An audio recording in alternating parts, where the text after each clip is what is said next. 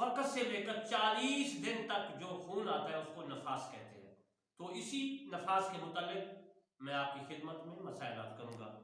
نفاس میں کمی کی جانب کوئی مدت مقرر نہیں، نصف سے زیادہ بچہ نکلنے کے بعد ایک آن بھی خون آیا تو وہ نفاس ہے، اور زیادہ سے زیادہ اس کا زمانہ 40 دن رات ہے، اور نفاس کی مدت کا شمار اس وقت سے ہوگا کہ آدھے سے زیادہ بچہ نکل آیا، اور اس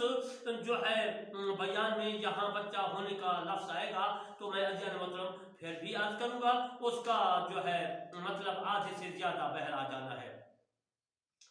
کسی کو 40 دن سے زیادہ خون آیا تو اگر اس کے پہلی بار بچہ پیدا ہوا ہے یا یہ یاد نہیں کہ اس سے پہلے بچہ پیدا ہونے میں کتنے دن خون آیا تھا تو 40 دن رات نفاس ہے، باقی استحاضہ۔ اور جو پہلی عادت معلوم ہو تو عادت کے دنوں تک نفاس ہے، اور جتنا زیادہ ہے وہ استحاضہ کہلائے گا۔ جیسی عادت 30 دن کی تھی اور اس بار 45 دن آیا تو 30 دن نفاس کے ہیں اور 15 استحاضہ کے ہیں۔ بچہ پیدا ہونے سے پیشتر جو خون آیا نفاس نہیں بلکہ استحاضہ ہے، اگرچہ آدھا باہر آ گیا ہو۔ حمل ساکت ہو گیا اور اس کا کوئی عضو جو ہے بن چکا ہے جیسے ہاتھ، پاؤں یا انگلیاں تو یہ خون نفاس ہے، ورنہ اگر 3 دن رات تک رہا اور اس سے پہلے 15 دن پاک رہنے کا زمانہ گزر چکا ہے تو حیض ہے، اور جو 3 دن سے پہلے ہی بند ہو گیا یا ابھی پورے 15 دن طہارت کے نہیں گزرے ہیں تو استحاضہ ہے۔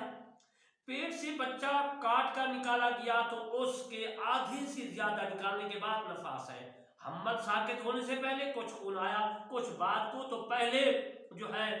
پہلے والا استحاضہ ہے، بعد والا نفاس ہے۔ یہ اس صورت میں ہے جب کوئی عضو بن چکا ہو، ورنہ پہلے والا اگر حیض ہو سکتا ہے تو حیض ہے،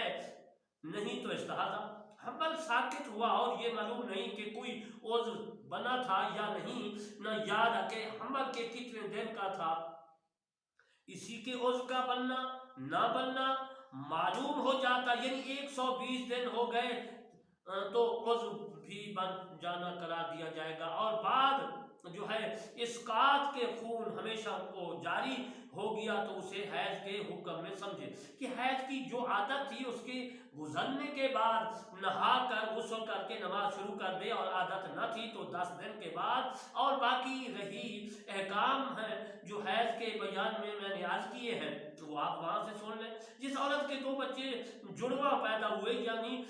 دونوں کے درمیان جو 6 مہینے سے کم زمانہ ہے تو پہلا ہی بچہ پیدا ہونے کے بعد سے نفاس سمجھا جائے گا، پھر اگر دوسرا 40 دن کے اندر پیدا ہوا اور خون آیا تو پہلے سے 40 دن تک نفاس ہے، پھر استحاضہ۔ اور اگر 40 دن کے بعد پیدا ہوا تو اس پچھلے کے بعد جو خون آیا استحاضہ ہے، نفاس نہیں، مگر دوسرے کے پیدا ہونے کے بعد بھی نہانے کا حکم دیا جائے گا۔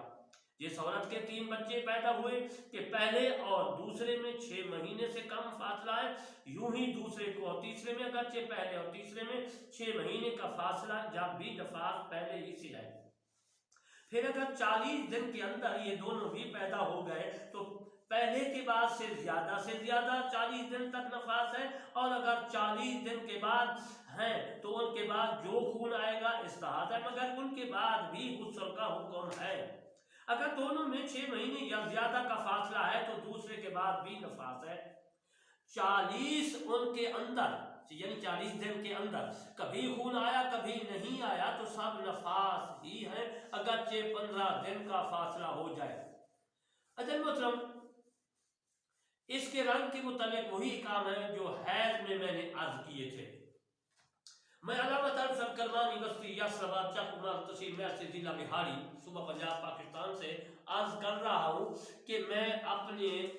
جو یہ مسائل عرض کر رہا ہوں یہ ہے چینل کرمانی 3، اس کو بھی سبسکرائب لائک کمنٹ کرنا ہے۔ اور دوسرا میرا چینل ہے کرمانی ٹی وی، اس پہ قرآن مجید فرقان حمید کی تفسیر لکھ رہا ہوں، اس میں آپ اس کو بھی سبسکرائب لائک کمنٹ کریں۔ وما علینا الا البلاغ۔